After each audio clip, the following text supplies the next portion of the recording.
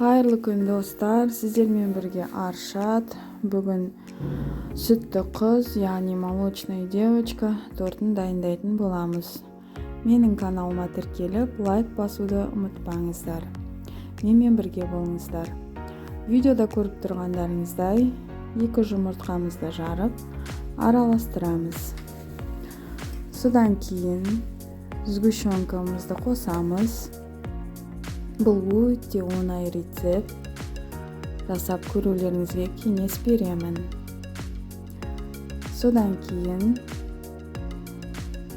сары майымызды қосып араластырамыз.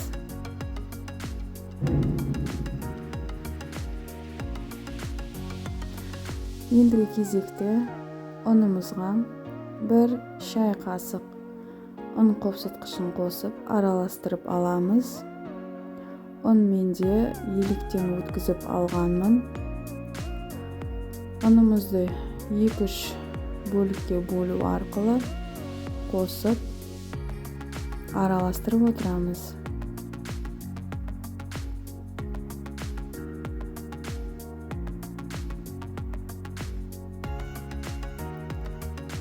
Қамырымыз сұйықтау болады, видеода көріп тұрғандарыңыздай. Ендігі кезекте форма арқылы пергамент қағазына осылай із түсіріп аламыз. Яғни біз корждарымызды қазір осы із арқылы жаюға дайындап аламыз. Әрбір пергамент қағазымызға 2-3 қасық қамырымызды салу арқылы жақсылап әдемілеп жайып аламыз. Менде осындай 5 корж дайын болды.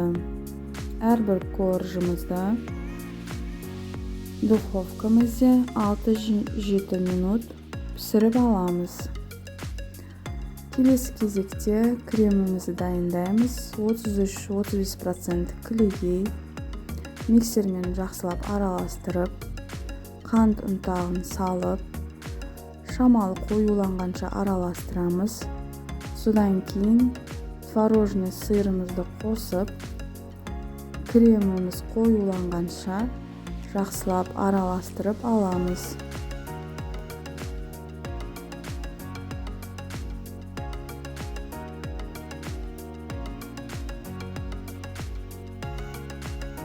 Креміміз дайын. Тортымызды жинаймыз. Әрбір корждың арасына жақсылап кремімізді жағып, тортымызды жинаймыз. Ең соңында тортымызды жақсылап айналасына кремімізді жағып, тегістеп болған соң торттарыңызды өздеріңіздің қалауларынша әсемдеулеріңізге болады. Мен шоколадтармен әсемдедім. Бұл өте дәмді, өте керемет рецепт. Жасап көрулеріңізге